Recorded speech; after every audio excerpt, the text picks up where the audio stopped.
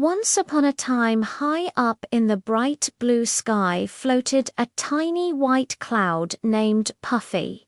He was the smallest cloud in the whole sky, so small that birds often flew right through him without even noticing. Puffy yearned to be big and important, like the giant clouds that brought rain to thirsty fields, or like the tall storm clouds that made thunder and lightning. But no matter how much Puffy puffed himself up, he always stayed small. One morning, Puffy floated by the sun. "Good morning, Puffy," said the sun warmly. "Why do you look so glum?" "I want to be big," sighed Puffy. "I want to do something important."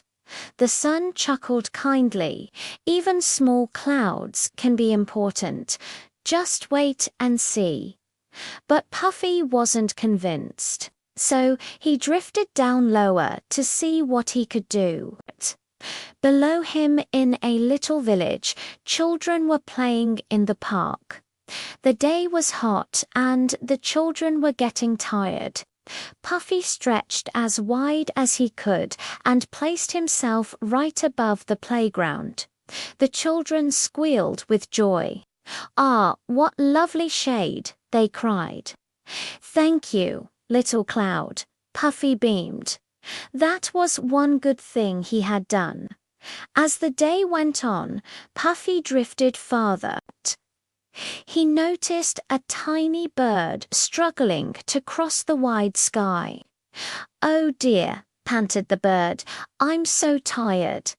"Hop onto me," said Puffy. The bird perched on him and rested its wings. After a while, the bird chirped happily. "Thank you, Puffy, I can fly again." Puffy beamed. That was two good things he had done. Just before sunset, Puffy saw a farmer in the fields, looking worried. The crops were wilting. Puffy gathered the little drops of water he had and let them fall gently as a light sprinkle. The plants perked up and the farmer smiled. "What a kind little cloud," the farmer said. By the end of the day, Puffy realized something. He didn't need to be the biggest cloud in the sky to make a difference. Even small clouds could give shade, carry tired birds, and sprinkle just enough rain to help. That night, as the stars twinkled, Puffy drifted happily to sleep. He was still small, but he knew being small didn't mean being unimportant. Once upon a time, nestled between rolling hills and a sparkling lake, lived a little firefly named Flicker. Now, Flicker wasn't your ordinary firefly. While his siblings glowed a brilliant emerald green, Flicker's light was a tiny, almost imperceptible yellow, and as if that wasn't enough, his light flickered constantly, making him the laughing stock of the firefly family. One evening, as the sun dipped below the horizon, casting long shadows across the meadow, Flicker confided in his father. "I wish I could help the others," he sighed, watching his siblings zoom around, lighting up the night with their vibrant glow. "You already do help us, my son," his father replied, his voice filled with pride. "Your flickering light guides the moths to the flowers where they can sip sweet nectar and spread pollen, helping the plants grow and thrive. Without you, the meadow wouldn't be the same." But Flicker wasn't convinced. He wanted to do more, to be more than just a guide for the moths.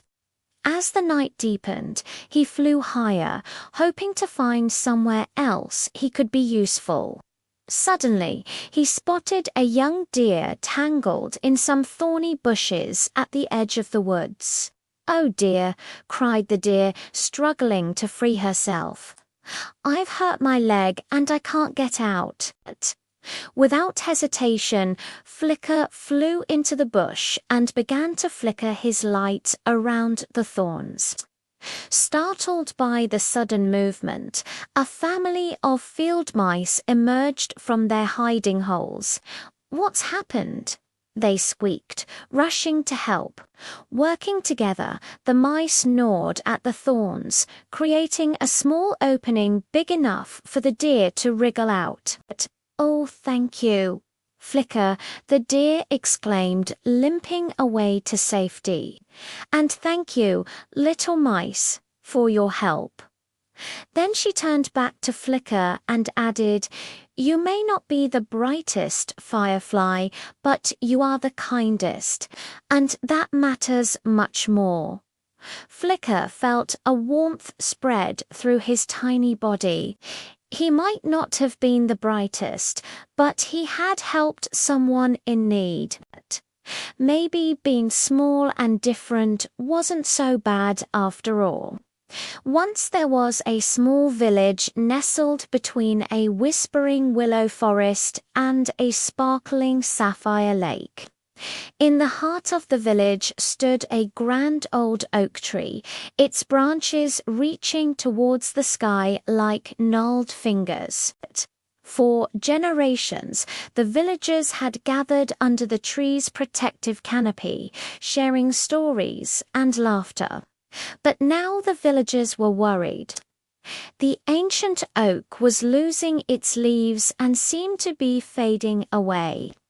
One breezy afternoon, a tiny acorn tumbled from the oak's branches and landed at the feet of a curious squirrel named Chestnut. Chestnut, unlike his busy brethren, had always felt a deep connection with the ancient oak.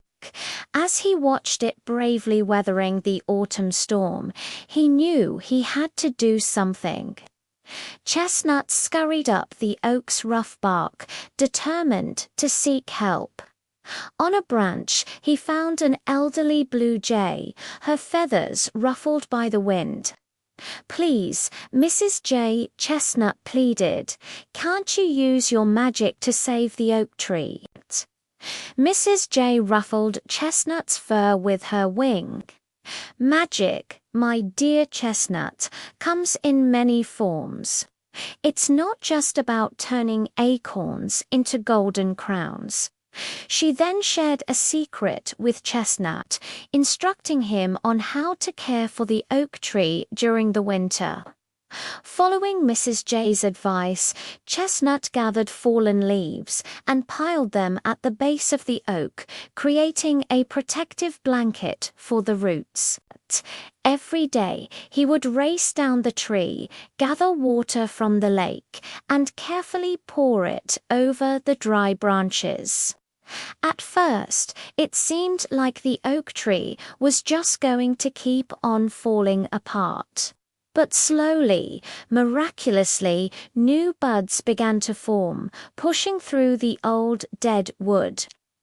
As spring arrived, the oak burst into life, its branches heavy with fresh green leaves. Chestnut, along with the other squirrels and birds, celebrated under the oak's rejuvenated shade. They had learned that true magic lay not in spells, but in love, care, and the courage to do something small. Because sometimes it's the smallest actions that bring the greatest change.